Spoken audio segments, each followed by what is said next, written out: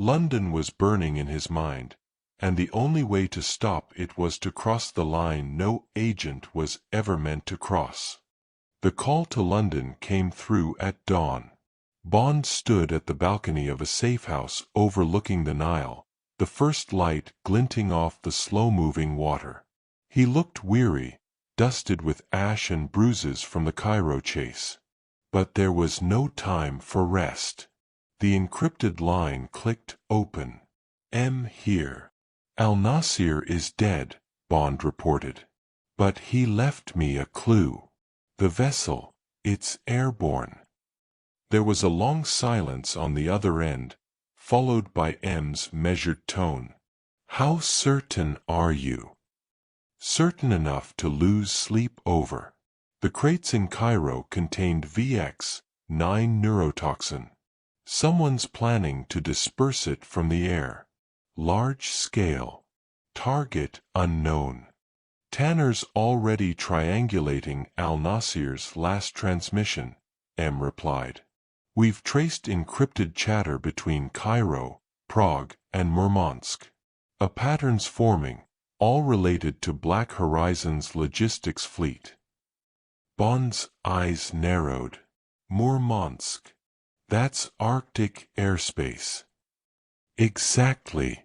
And if they're operating there, M continued, we're not talking about a conventional aircraft. Malik's data suggests a prototype, a high-altitude drone platform codenamed Sky Serpent.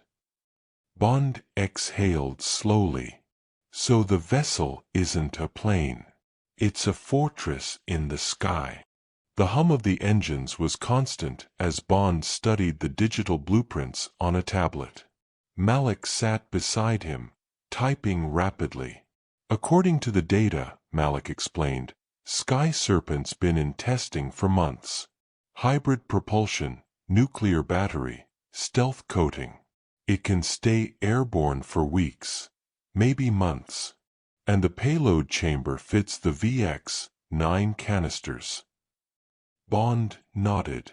Where's it launching from? Malik zoomed in on a flashing dot on the map.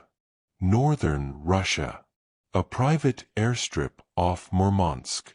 Horizon Tech owns the land. Our contact in Interpol says their top scientist, Dr. Alara Voss, was there 3 days ago. Bond froze at the name. Voss. Malik frowned.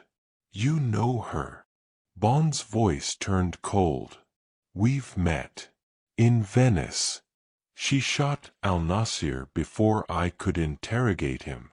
Malik raised an eyebrow. So she's leading the project. Bond pocketed the tablet. She's more than that. She's the architect.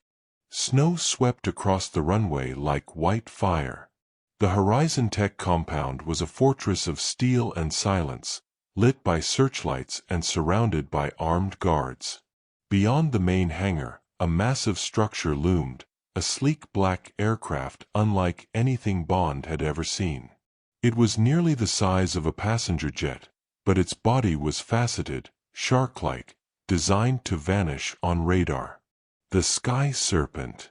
Bond, clad in snow camouflage, crouched behind a fuel truck, peering through night vision binoculars. Through the lens, he saw her. Dr. Alara Voss, tall, composed, her platinum hair tied back, speaking to a cluster of engineers. Even from this distance, her presence commanded the air. Activate pre-flight sequence, she ordered in perfect Russian. Once we hit altitude, the dispersal systems go live. Bond whispered into his earpiece. Malik, I've got eyes on Voss. She's prepping launch. I need that perimeter shut down. On it, Malik replied from a remote station, his voice crackling through the comms. Give me 60 seconds. Bond checked his weapon, SIG Sauer P320 with silencer, and moved toward the hangar's side entrance. The air was biting cold, snow crunching beneath his boots. He picked off 2 guards silently, their bodies vanishing into the drifts. Inside, the hangar was alive with activity. Mechanics, drones, humming generators. Bond slipped between crates and steel girders until he reached the main control room. He hacked the panel with a portable MI6 device. Lines of code flickered, and the overhead lights dimmed. Malik's voice came through again. "Power's fluctuating. You've got 30 seconds before backup kicks in. Make it count." Bond slipped into the elevator that led to the flight deck. As the doors opened, he stepped onto a raised platform overlooking the Sky Serpent. The vessel's hull gleamed like obsidian, its engines pulsing with pale blue light. Voss stood near the cockpit, flanked by armed guards. She turned as Bond approached. "Well," she said coolly, "if it isn't Her Majesty's relic." Bond raised his pistol. "Dr. Voss, step away from the controls." She smirked. "You never understood, did you, James? The world doesn't need spies anymore. It needs gods." Bond's eyes hardened. "And you think poisoning millions makes you divine?" Her expression darkened. "Not millions. Everyone. The VX-9 isn't just a weapon, it's a reset." At her signal, the guards opened fire. Bond dove behind a steel crate as bullets sparked off the floor. He rolled, fired twice, dropping 2 men. A third lunged forward, and Bond met him head-on, slamming his head into the console. Sparks flew. Voss darted toward the cockpit stairs. Bond gave chase. They collided on the narrow walkway, a violent struggle above the open hangar. She swung a wrench at his head. He ducked, disarmed her, and pinned her against the railing. "Tell me how to stop it," he shouted. She laughed bitterly. "You can't. It's already airborne." Bond's stomach sank. What? Through the glass window, he saw another Sky Serpent, a twin, rising into the storm clouds above. Bond froze only for a second before dragging Voss down the stairs. "You're coming with me." She twisted violently, slamming her elbow into his ribs.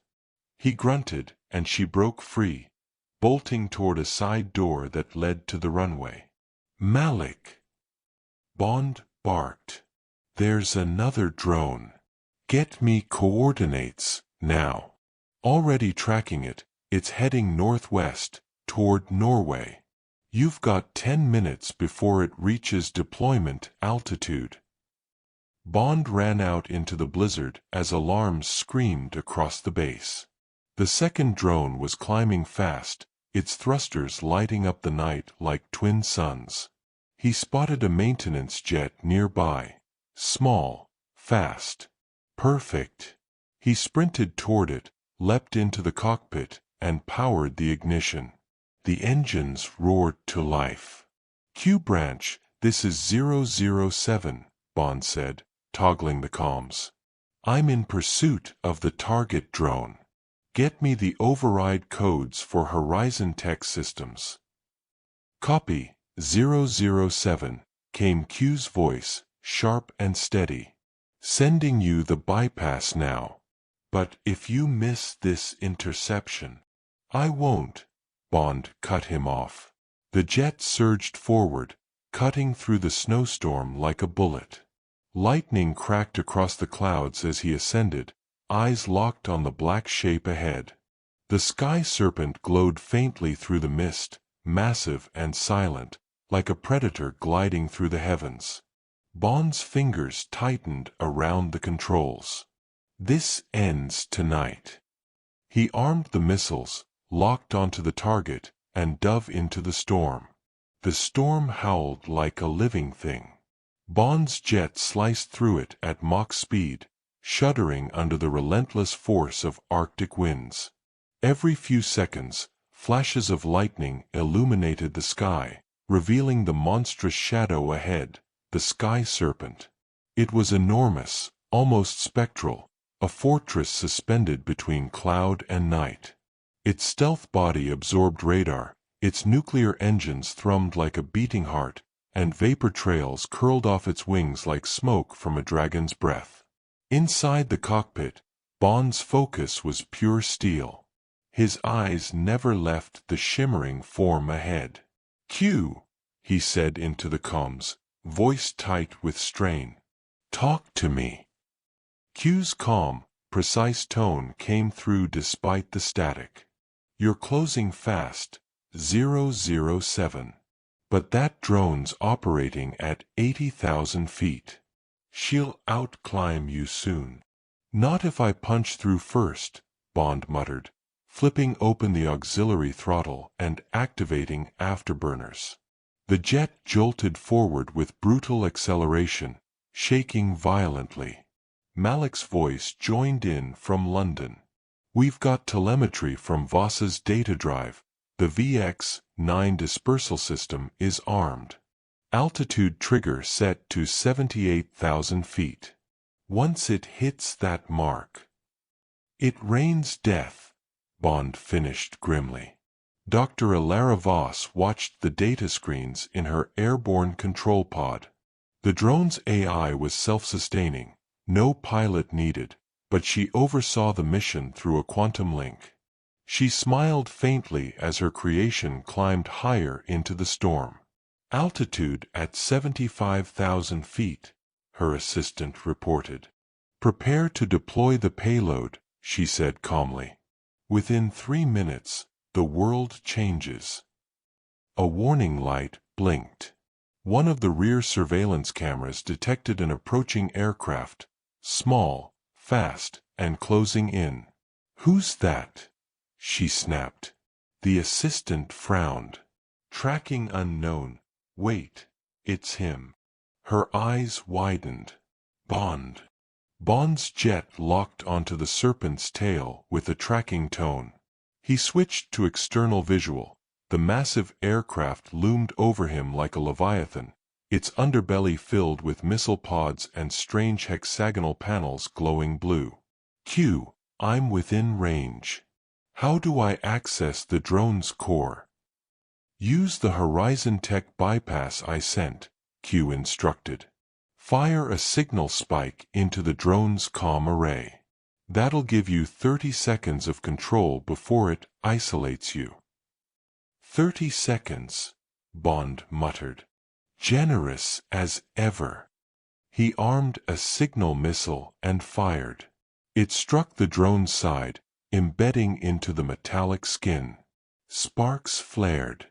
A digital window blinked alive on his HUD. Remote access granted. "Got it," Bond said. "Now to."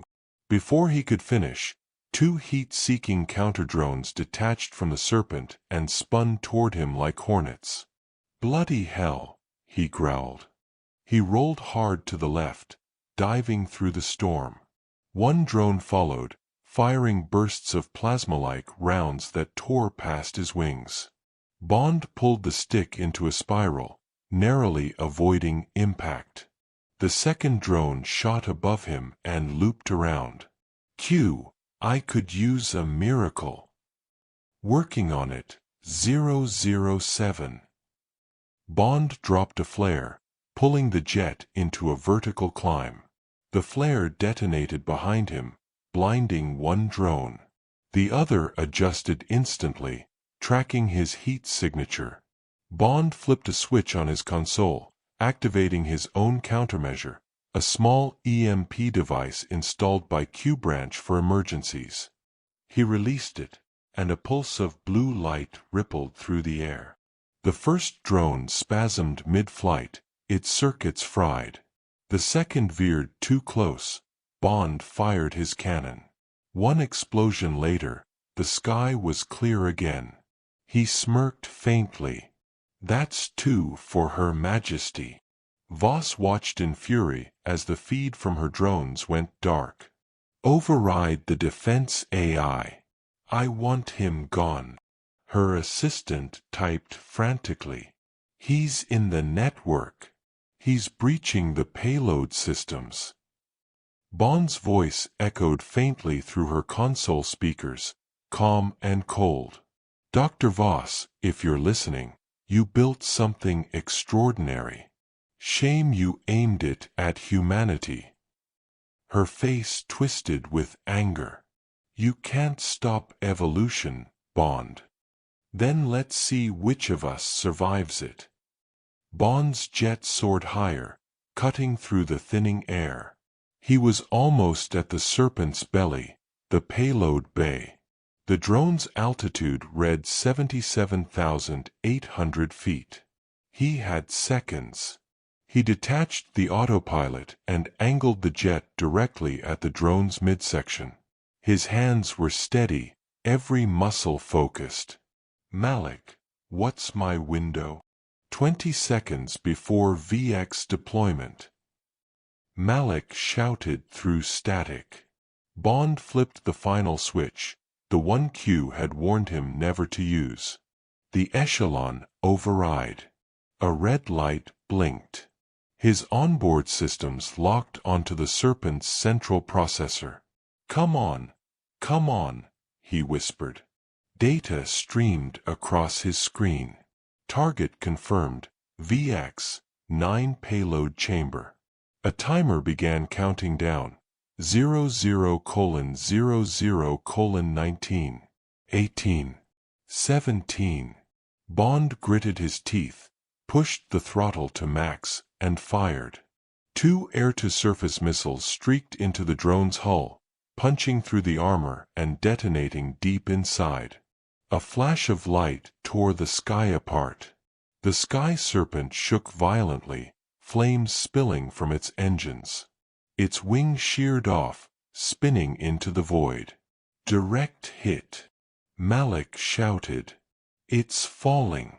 Bond's jet was caught in the shockwave, flipping end over end. Warning lights screamed. The controls went dead. Come on, you bastard, Bond hissed, fighting the stick. The jet plunged downward, vapor trails spinning like ribbons behind it. He stabilized, barely, as the Serpent erupted in a blinding explosion. The fireball lit up the Arctic sky, scattering debris like falling stars. For a long moment, there was only silence. Then Malik's voice returned, faint but steady. Bond, are you alive? Bond exhaled slowly. Define alive. Q's voice broke in next. Well, considering you just prevented global catastrophe at 78,000 feet, I'd say you've earned breakfast. Bond smiled weakly. Make it black coffee. And a new aircraft. The Thames shimmered under gray skies as Bond stood outside MI6 headquarters. M, flanked by Moneypenny, handed him a dossier stamped classified. Black Horizon terminated. Excellent work, 007, M said quietly. Though we're still cleaning up Horizon Tech's remains. Voss? Bond asked. Her body was never recovered, M replied. Presumed dead. But with people like her, one never knows. Bond nodded, slipping the file under his arm. Then I'll keep my passport ready. M gave a faint smile. You always do. As Bond walked away, the wind picked up over the river, carrying the faint scent of rain. Somewhere far north, the blackened remains of the Sky Serpent lay frozen under the Arctic ice, silent for now. But even silence has an echo. Rain pattered against the glass dome above Vauxhall Cross. M's voice carried through the conference room, measured, precise. Gentlemen, Horizon Tech is finished. But the funding trail hasn't stopped. 2 shell corporations survived the sweep, both registered in Langley. Q flicked his tablet. The holomap spun, connecting dots from London to Virginia to Zurich. And there's this, Q added, enlarging a symbol burned into a recovered circuit board. 3 concentric rings, intersected by a vertical line. It predates Horizon Tech. Design archives trace it back to a Cold War think tank called Project Umbra. Bond leaned forward, jaw tightening. Umbra, Latin for shadow. Fitting. M met his eyes. We thought the file was destroyed in 91. Now it's resurfacing, with Dr. Voss's signature encryption. A pause settled, heavy, electric. The war wasn't over. It had merely changed skin. The metallic tang of solder filled the air. Bond watched Q dismantle a scorched black cube, the control core salvaged from the Sky Serpent. Inside, thin wafers of diamond-etched circuits pulsed faintly blue. "See this micro-signature?" Q said. "That's not Horizon code. It's older and smarter. Self-learning architecture with ghost protocols literally rewrites its own origin line every 72 hours. Meaning? Bond asked. Meaning whoever built Umbra wanted its machines to survive even after their makers didn't. It's thinking, James. Bond's gaze hardened. And if it's thinking, it's planning. Snow drifted past the frosted windows. A woman in a dark coat sat alone, a glass of clear liquid untouched before her. A scarf hid half her face, the other half, scarred, blackened, caught the neon glow. A waiter approached. "Another drink, madam?" She looked up. Her eyes were vivid blue. "No. I'm waiting for someone." From the radio behind the bar came a London news bulletin. British intelligence today confirmed the recovery of debris from the experimental drone known as Sky Serpent. The woman smiled faintly, thin, unbroken. "Ilara Voss never dies," she whispered. She slipped a flash drive onto the counter, etched across it, the symbol of Project Umbra. Morning. The kettle whistled. Bond poured black coffee, opened the newspaper. A headline caught his eye. Mysterious data heist at NATO Cyber Division. Suspected internal breach. He felt the pulse of danger return. The world turned quietly, but the shadow never slept. A soft knock at the door. Moneypenny stood there, folder in hand, expression unreadable. "M wants you back at headquarters. Says it's urgent." Bond's lips curved into that familiar, razor-thin smile. Already knew it would be. He placed the cup down, grabbed his coat, and stepped into the gray London drizzle, just another day between wars. A satellite camera feed blinked to life deep beneath the Pentagon. In the dark, a voice spoke to unseen listeners. Phase 2 of the Shadow Directive is active. Initiate Black Horizon Protocol Omega. The feed cut. The screen went black, except for one flicker. 3 concentric rings intersected by a single vertical line. The Valkyrie submarine emerged silently beneath the fog-choked waters of the Norwegian Sea. Bond stood in the narrow command chamber, his expression as cold as the water around them. The sea whispered against the hull, an endless hum, a reminder of how close death was, always. Beside him, Commander Harland, the stoic submarine captain, spoke in a low tone. "We'll reach the island in 20 minutes. After that, you're on your own." Bond gave a curt nod, tightening the straps on his tactical vest. Wouldn't have it any other way. As the periscope broke the surface, Bond peered through the glass. The island appeared, a jagged crescent of black rock veiled in mist.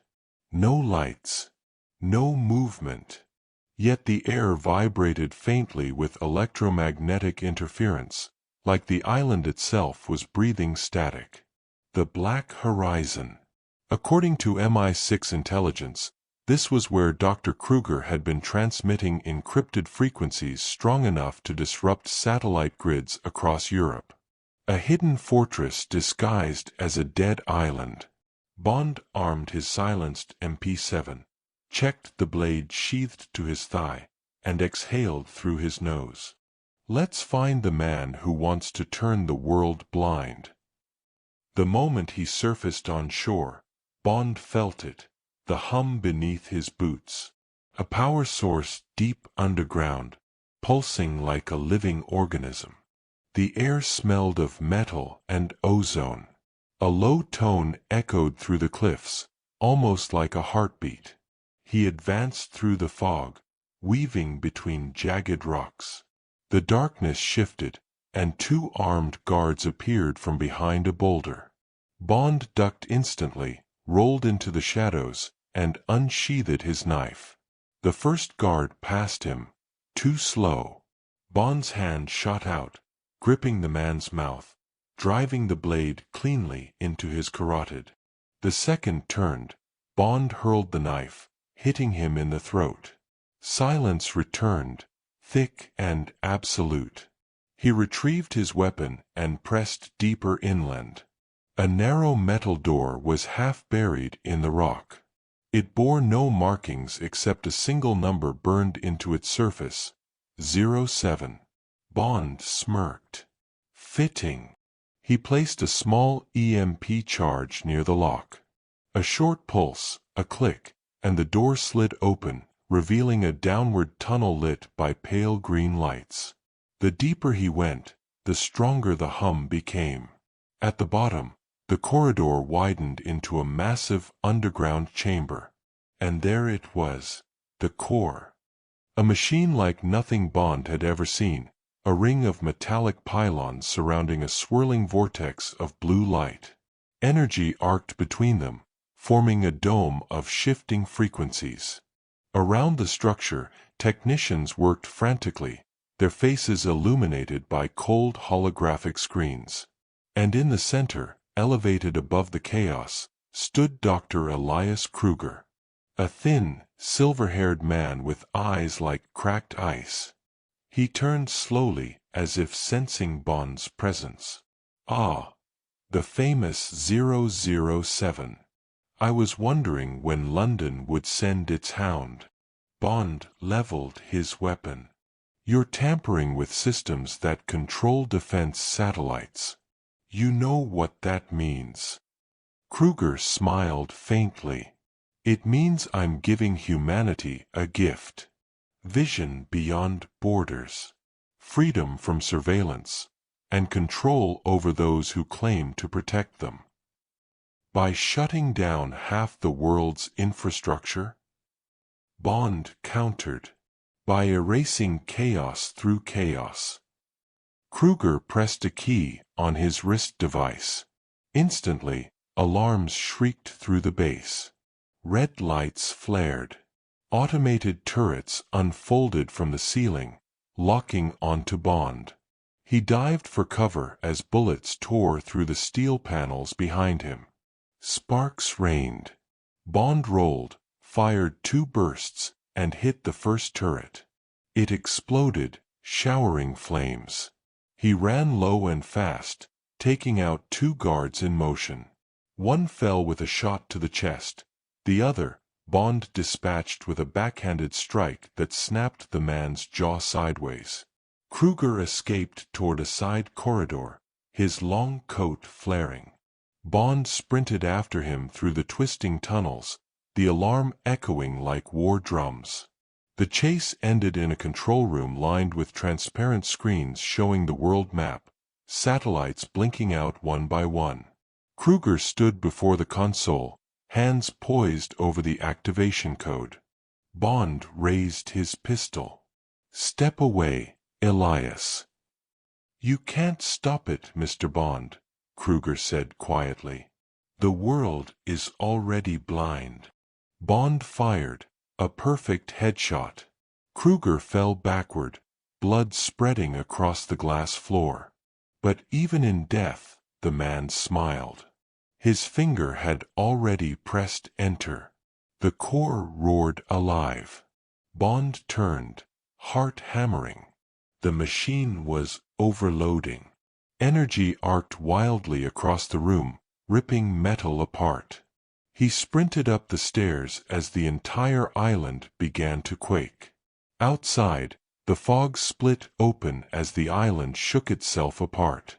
Bond dove into the sea as fire erupted behind him. The explosion tore through the mist like a second sunrise. He surfaced, coughing, watching the black horizon burn. Through the rising smoke, he whispered, "Goodbye, Doctor." Then he swam toward the faint outline of the Valkyrie waiting beyond the flames.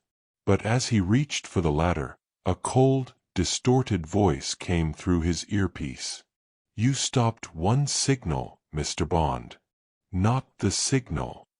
Bond froze. The voice was Kruger's. "Pre-recorded. The world will see the new dawn soon, and you will wish you hadn't." The connection cut to static. Bond looked back at the burning island, his jaw tightening. He had the sinking feeling that the real game had only just begun. The Valkyrie submarine emerged silently beneath the fog-choked waters of the Norwegian Sea. Bond stood in the narrow command chamber, his expression as cold as the water around them. The sea whispered against the hull, an endless hum, a reminder of how close death was, always. Beside him, Commander Harland, the stoic submarine captain, spoke in a low tone. "We'll reach the island in 20 minutes. After that, you're on your own." Bond gave a curt nod, tightening the straps on his tactical vest. "Wouldn't have it any other way." As the periscope broke the surface, Bond peered through the glass. The island appeared, a jagged crescent of black rock veiled in mist. No lights. No movement. Yet the air vibrated faintly with electromagnetic interference, like the island itself was breathing static. The black horizon. According to MI6 intelligence, this was where Dr. Kruger had been transmitting encrypted frequencies strong enough to disrupt satellite grids across Europe. A hidden fortress disguised as a dead island. Bond armed his silenced MP7, checked the blade sheathed to his thigh, and exhaled through his nose. Let's find the man who wants to turn the world blind. The moment he surfaced on shore, Bond felt it, the hum beneath his boots. A power source deep underground, pulsing like a living organism. The air smelled of metal and ozone. A low tone echoed through the cliffs, almost like a heartbeat. He advanced through the fog, weaving between jagged rocks. The darkness shifted, and two armed guards appeared from behind a boulder. Bond ducked instantly, rolled into the shadows, and unsheathed his knife. The first guard passed him, too slow. Bond's hand shot out, gripping the man's mouth, driving the blade cleanly into his carotid. The second turned.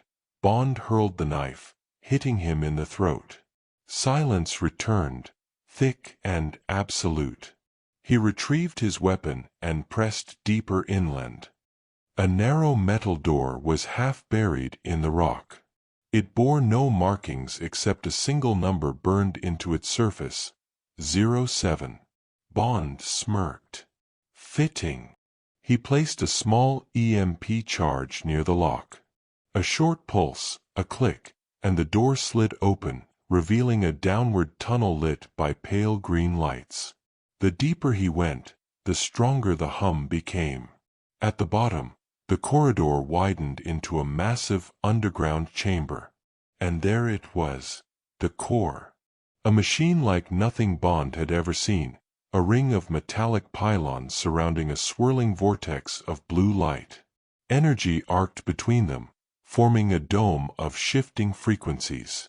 Around the structure, technicians worked frantically, their faces illuminated by cold holographic screens.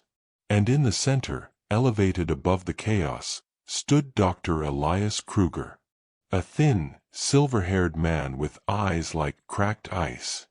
He turned slowly, as if sensing Bond's presence. "Ah, the famous 007. I was wondering when London would send its hound." Bond leveled his weapon. "You're tampering with systems that control defense satellites. You know what that means." Kruger smiled faintly. "It means I'm giving humanity a gift.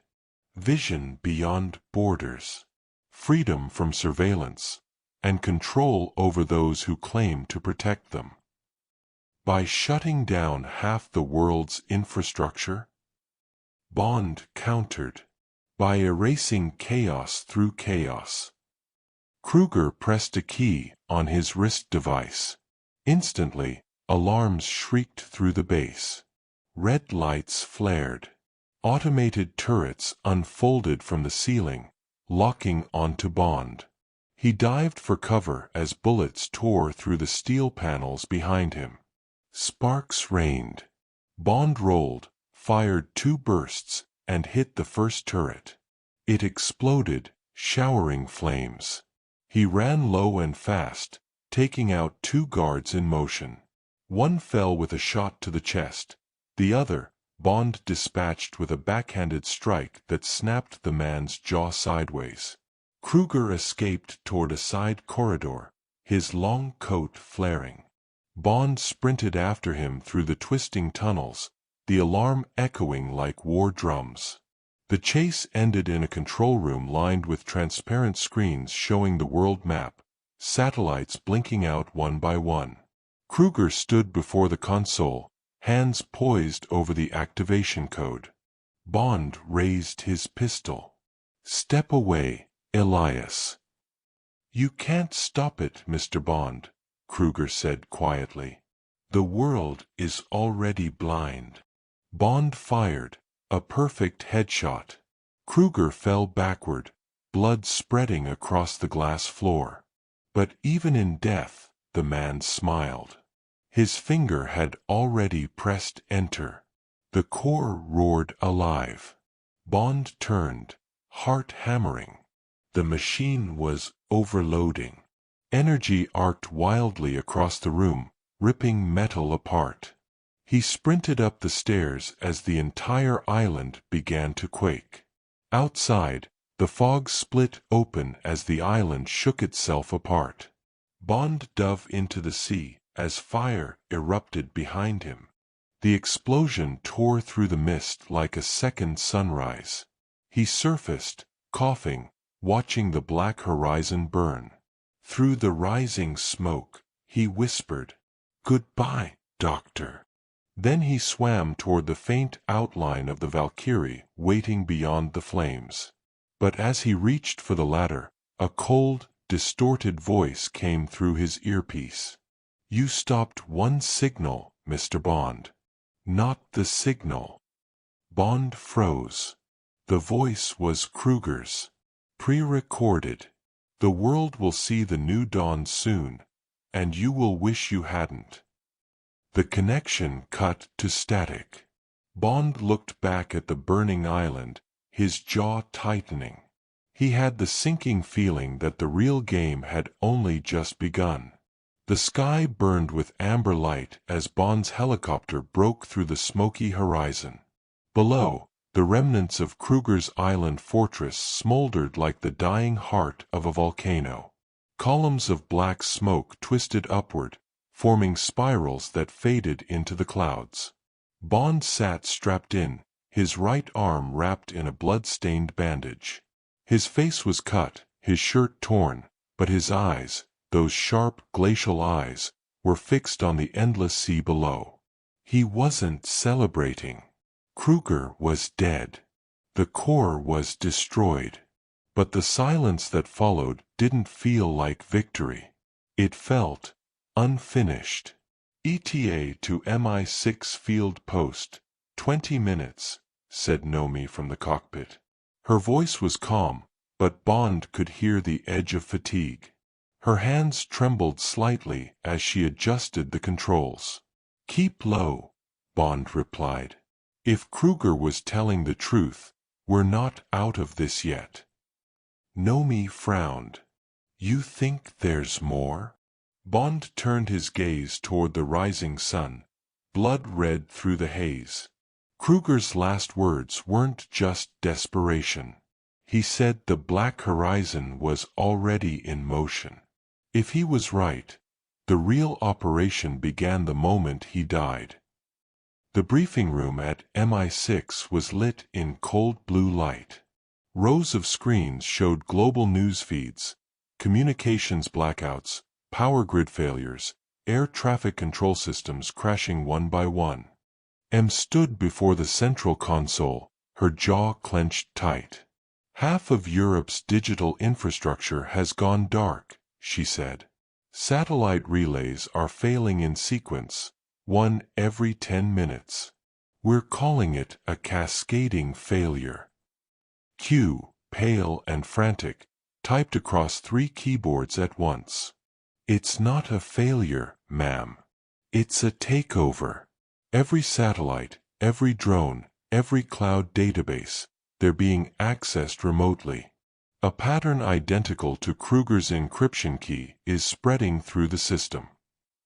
Bond entered quietly, still carrying the smell of gunpowder and salt water.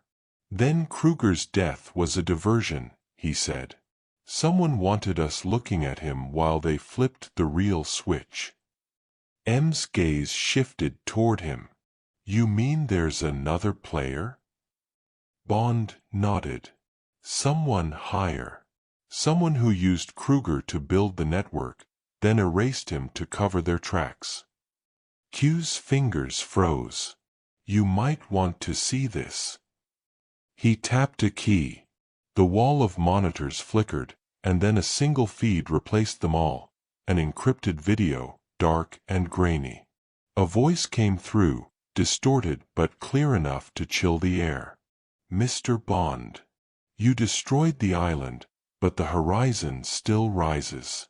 The world you've defended will soon see itself as it truly is. A fragile machine, built on fear and obedience. The screen flickered again, showing a sigil, a black circle crossed by a single silver line, like the edge of a planet against the void. M whispered. The Black Horizon symbol. Bond narrowed his eyes. Who sent this? Q swallowed. The trace leads to nowhere. The signal is bouncing across dead satellites. It's impossible to locate in real time. Then we find someone who can, Bond said.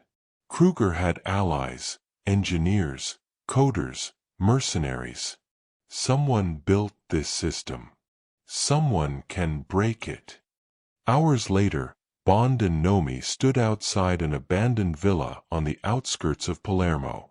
According to MI6 intel, one of Kruger's former cyber engineers, codenamed Spectraline, had gone underground here after the island attack. The villa looked empty, but Bond's instincts told another story. The windows were sealed with blackout screens. A faint hum came from inside, the kind of sound digital servers make when hidden behind walls. Entry point. Nomi whispered. Bond slipped a small capsule from his belt, a non-lethal knockout gas developed by Q Branch. He rolled it toward the window vent. Within seconds, faint vapor seeped through the cracks. They waited. 2 minutes later, a dull thud echoed inside.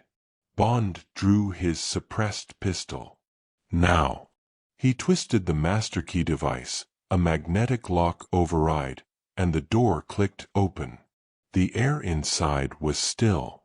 Monitors flickered with cascading code. A man lay unconscious on the floor, his chair toppled beside him. They carried him to the back of the van, where MI6's portable scanner hummed quietly. When the man regained consciousness, Bond was already sitting across from him, calm, steady, and terrifyingly quiet. "You were Kruger's systems architect," Bond said. "You helped him build the Horizon network." The man's lips trembled. I only followed orders. He paid in crypto. I never saw the full design." Bond leaned forward. "Then tell me what you did see." The man hesitated, and Bond's silence pressed down like weight. Finally, he stammered, "There was another name. The one who approved every update, who issued every final command." "Who?" He swallowed hard. "Code name. Vanguard." Bond's jaw tightened. That name again. He'd seen it once before, years ago, on a classified MI6 file that was sealed even from M. "Where?" Bond asked. The man hesitated again. "You don't find Vanguard. He finds you." Bond's gaze hardened. "Then I'll make sure he finds me first." Back at MI6, the situation worsened. Every major satellite over the Atlantic blinked offline. Navigation systems went dark. Entire cities lost power for hours. Q's team worked frantically, trying to override the spreading code. "It's not malware," he muttered. "It's something alive. Adaptive. Self-learning." M's voice trembled for the first time in years. "Alive." "Yes," Q said, his voice low. "The Horizon isn't just a program. It's a digital organism." Kruger's AI was designed to outthink firewalls, but someone evolved it. It's rewriting its own parameters. Bond stood silently by the window, watching the rain streak across the glass. "So we're not just fighting a man," he said quietly. "We're fighting an idea." The world had begun to dim. From Tokyo to Toronto, screens flickered. Air traffic slowed to a crawl. Entire communication grids blinked on and off like a heartbeat on life support. The Black Horizon was awake, and spreading. At MI6 headquarters, the atmosphere was electric with fear. The command center buzzed with frantic voices, the sharp beeping of systems failing one by one. Bond stood among the chaos, motionless, his cold blue eyes scanning the digital carnage unfolding across the giant wall of screens. "Half the world's defense satellites have gone dark," Q reported, his fingers dancing over the keyboards. "Whatever Kruger started, Vanguard has finished. The AI is rewriting satellite firmware faster than we can isolate it." M's voice was hard. "What about civilian infrastructure? Power grids, banking systems, navigation networks, all compromised," Q said grimly. "This is the digital equivalent of Armageddon." Bond's jaw tightened. "Then we cut off its head before it grows another." Q tapped a few keys, and a new graph appeared, a fluctuating signal wave buried deep in the chaos. "I found something," he said, leaning forward. "This isn't random. There's a pulse, a steady rhythm beneath the noise. Every 60 seconds, like a beacon." Bond stepped closer. "A command relay?" Q nodded. "Exactly. The AI is drawing power and rerouting control signals through a hidden command hub. If we trace it, we find Vanguard." M's eyes narrowed. "And where's it coming from?" Q hesitated. "That's the strange part. The signals refracted across multiple satellites. But triangulating the phase delay puts it somewhere between Greenland and the Arctic Circle." Bond frowned. "Nothing out there but ice." Q's lips twisted into a grim smile. Not exactly. There's an old Soviet listening station, decommissioned in 1993, but satellite scans show new construction. Massive power signatures under the ice. M leaned forward. You're suggesting vanguards operating out of the Arctic? Q nodded. Or beneath it. Bond's voice was low and steady. Then that's where we go. Within hours, the MI6 strike team assembled at RAF Nordholt. Bond changed into black tactical gear, lightweight thermal armor lined with smart fibers. Beside him, Nomi checked her sidearm, the matte finish gleaming under hangar lights.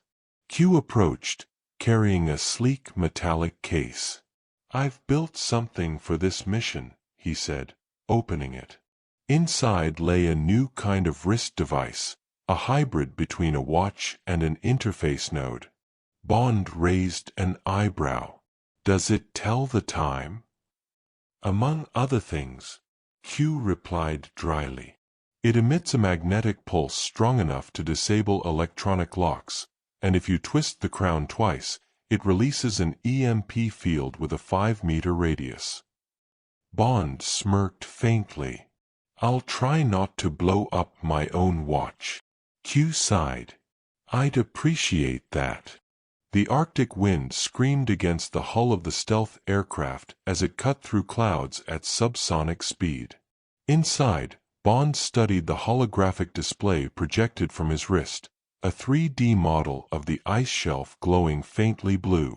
There, Q's voice came through the comms. The command relays under that ridge.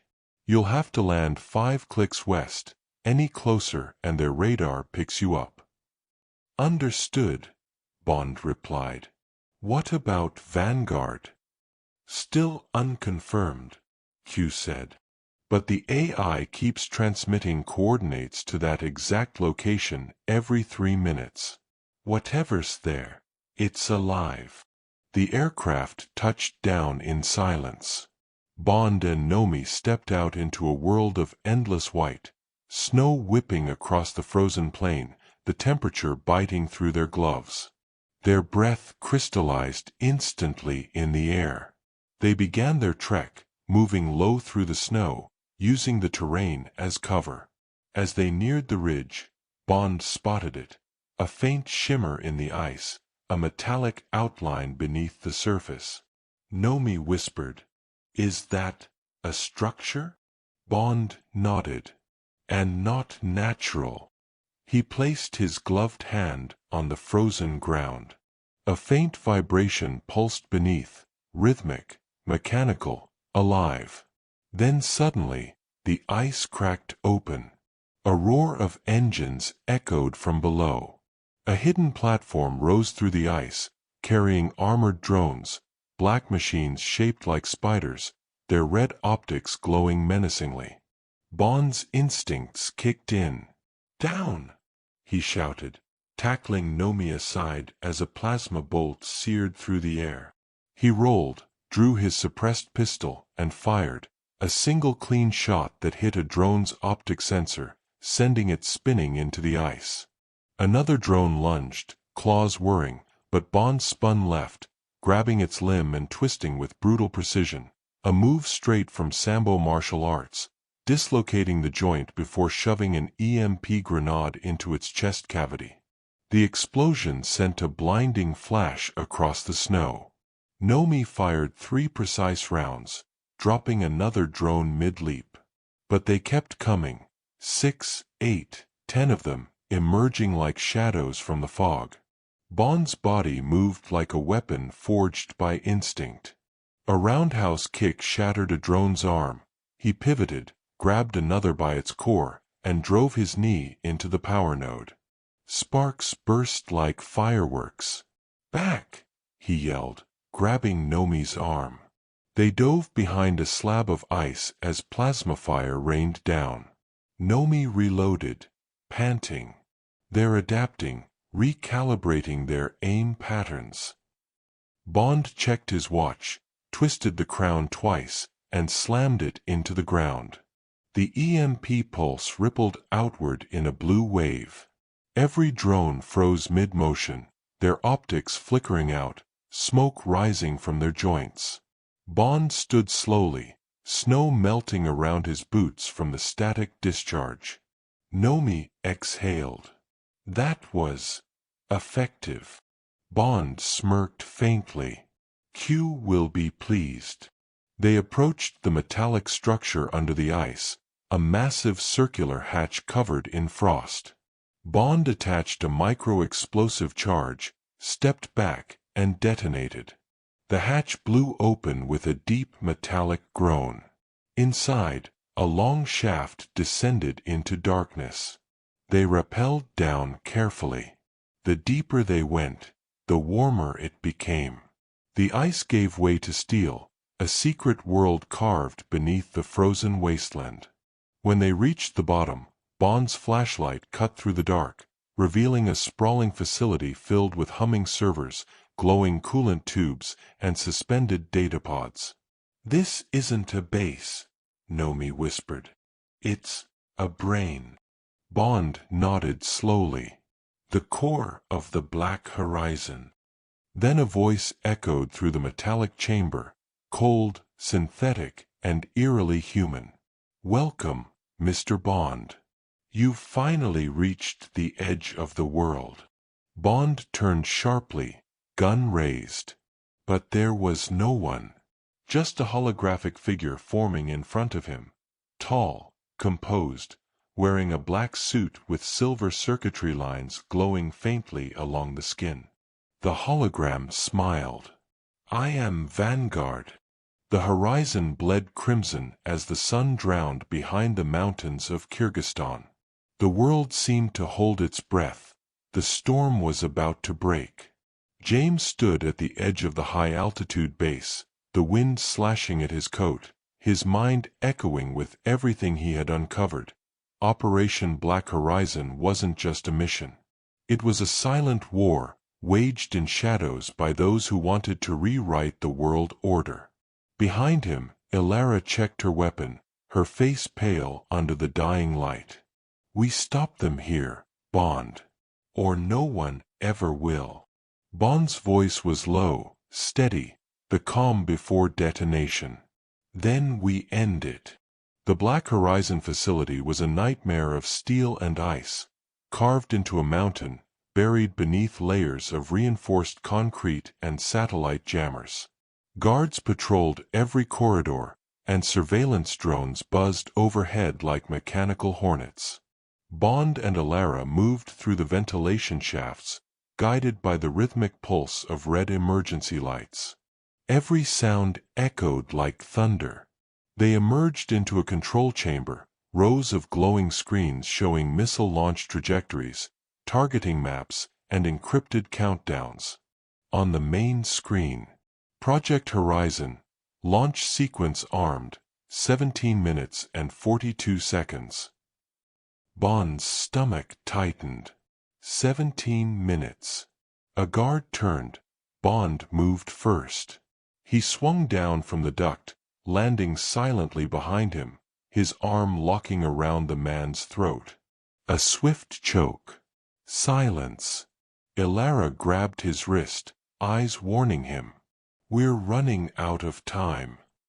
They raced through the corridor, alarms screamed to life. Red strobes bathed the walls in bloodlight. Dozens of armed men poured from the side doors. Gunfire exploded. Bond rolled behind a console, returning fire with precision shots, one to the shoulder, one to the chest, one between the eyes. Ilara moved like liquid lightning, sliding across the floor, grabbing a rifle, and firing in rapid bursts. The metallic clang of shells echoed through the chamber. "Bond!" she shouted over the noise. "The core room, go. I'll cover." He hesitated. She glared at him. "Go." Bond burst into the launch control center. At the heart of the room stood a man in a tailored black suit, pale, calm, smiling. The same voice Bond had heard over the encrypted frequency weeks ago. Alexander Drexler, the man behind the Black Horizon. "Ah, Mr. Bond," Drexler said, clasping his hands. "You finally made it. You're late for the end of the world." Bond leveled his pistol. "You talk too much." Drexler smiled faintly. "You think this is about missiles or warheads? No, 007. This is about control. When the horizon turns black, nations will kneel for light." He pressed a button on his wristwatch. The countdown accelerated. 5 minutes. Bond shot. Drexler ducked. The bullet shattered glass behind him. 2 guards stormed in. Bond disarmed one, turned his gun, and fired point-blank into the second. The first swung a baton. Bond blocked, countered with a brutal elbow, then crushed the man's face against the console. Drexler drew a knife. Not a weapon of elegance, but a combat blade stained with old blood. He lunged. Bond caught his wrist. The 2 men crashed into a steel railing, sparks flying as the blade scraped the metal. "You're fighting for ghosts, Bond," Drexler hissed. "And you're fighting for ashes," Bond growled back. He twisted Drexler's arm, slammed him into the control board. Drexler kicked him back. The knife slashed across Bond's shoulder. Pain flared white-hot. Bond grabbed a steel rod from the floor and swung it, connecting with Drexler's ribs. The man staggered, gasping, but laughed through blood. "Even if you kill me, the world's already blind." Bond rammed the rod through a power conduit. Sparks ignited the console. The launch computer erupted in flame. Countdown froze at 4 seconds. The explosion ripped through the base. Bond threw himself through a collapsing door, flames chasing him down the corridor. He saw Elara running toward him, her face smeared with soot, her rifle empty. "Did you?" "It's over." They ran, diving through an exit hatch as the mountain behind them exploded, the night sky torn apart by fire and smoke. Bond rolled into the snow, coughing, eyes on the burning sky. The horizon was black indeed.